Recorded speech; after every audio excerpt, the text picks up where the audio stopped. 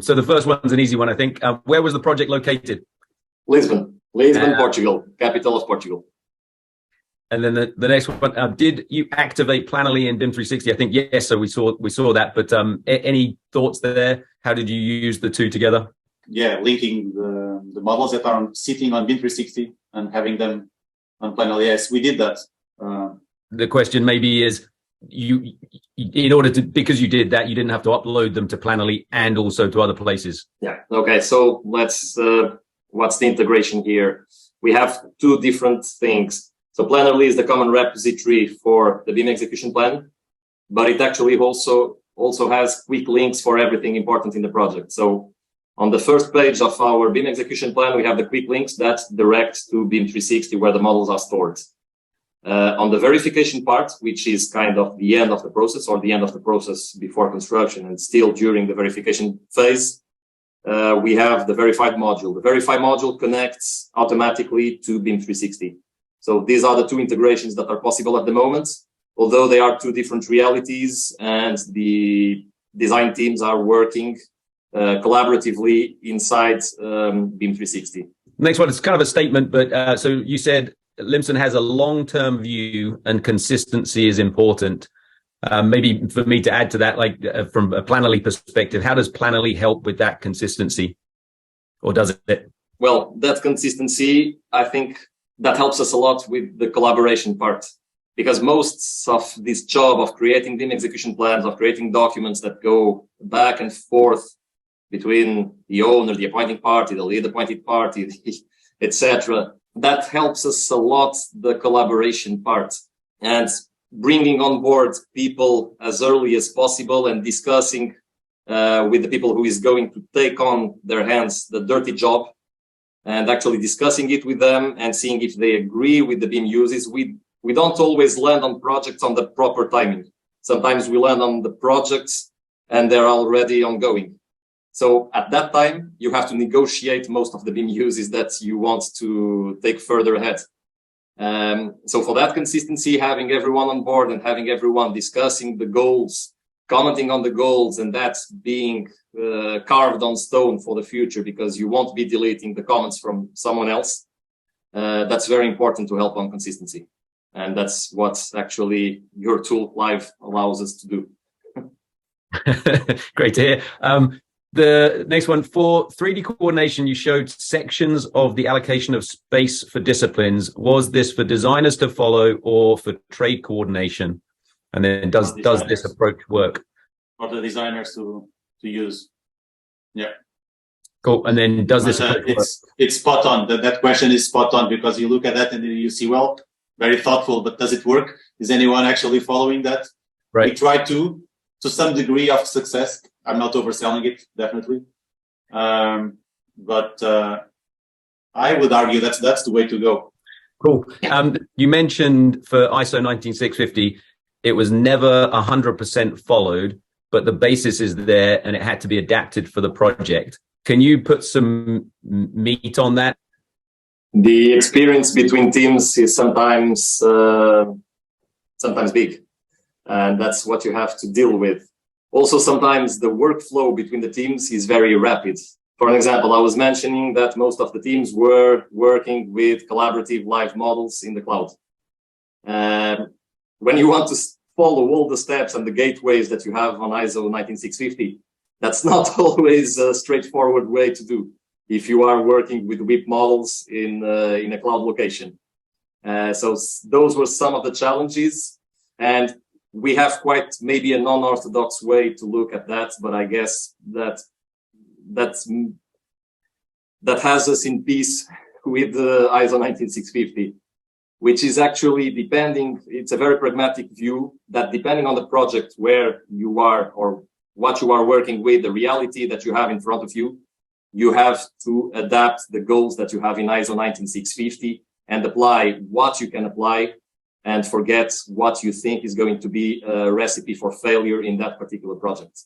And if you don't have that pragmatic view, in our opinion at least, that will be more time spent, and so it has to be step by step actually.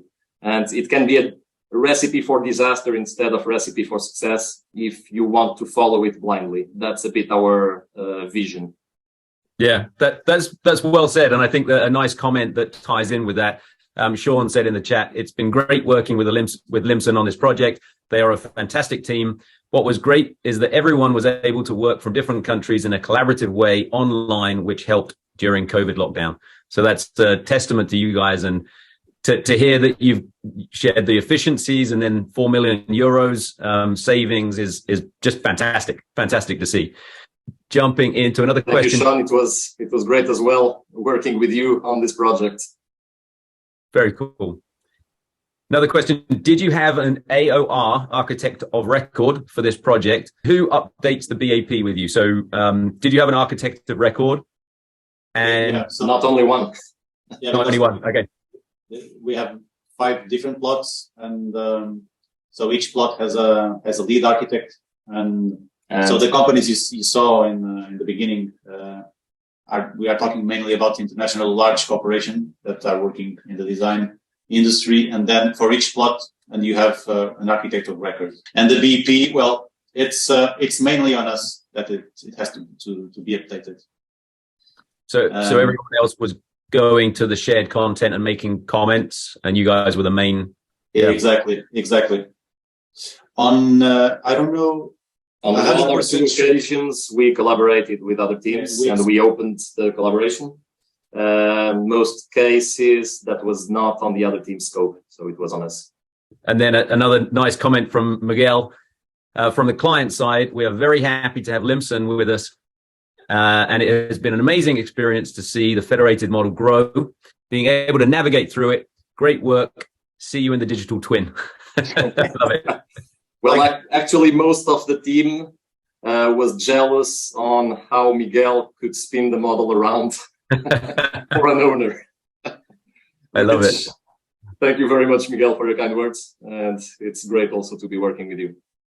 Absolutely. I suppose that's a surprise for us because it's, I don't know, for an outsider, it looks like something that it has been faked, but it's not. So Miguel Pavecoser is basically, for everyone that's listening, is representing the owner here. So very, very touching moment for us. Thank you, Miguel.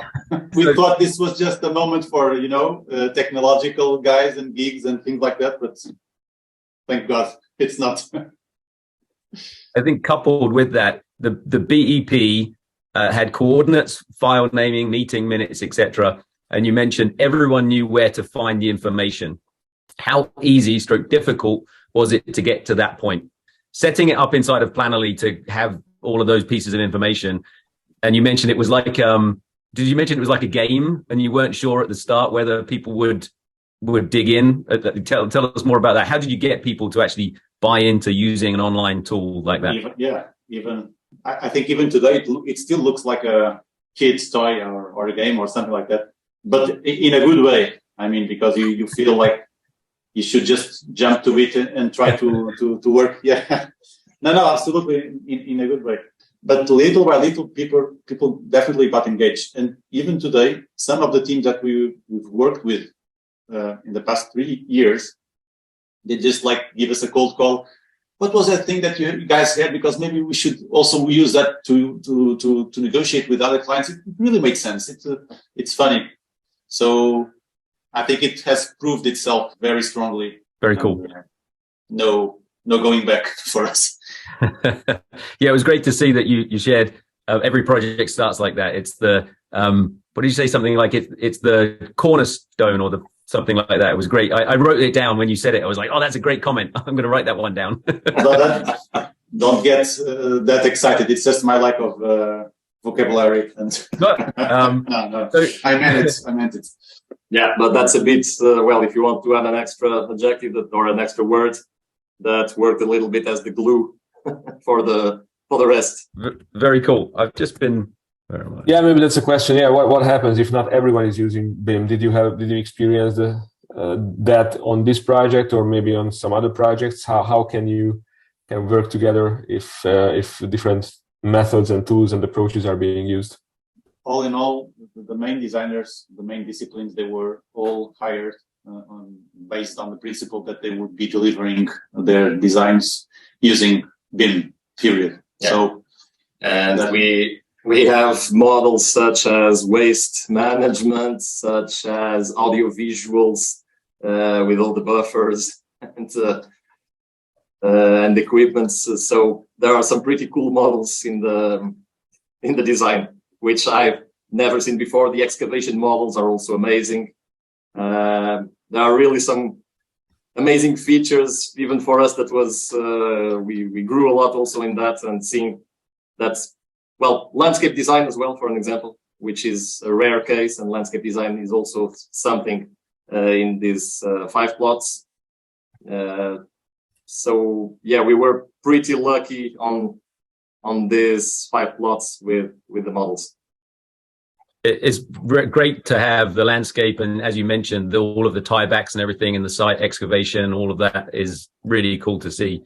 I don't know whether this ties in or not, but regarding contracts and getting people on board with BIM, it's great to have nice discussions, but has no value without sign off of the parties. How did Planoly help with this? I did see that on the contracting part, but how much was that used? Did you pull the BIM execution plan and the scope together and contract for it, filtered for each?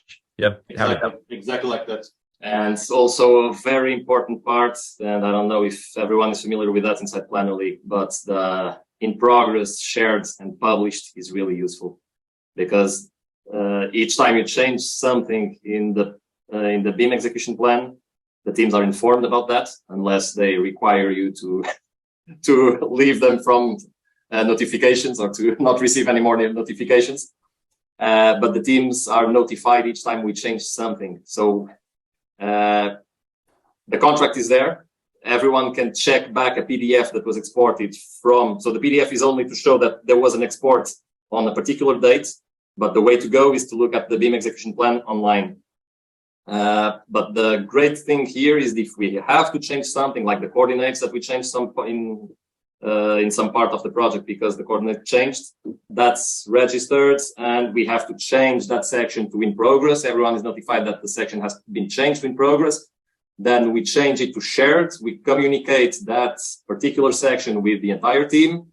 And as soon as we have an agreement, it doesn't have to be a signed agreement all the time that we change something.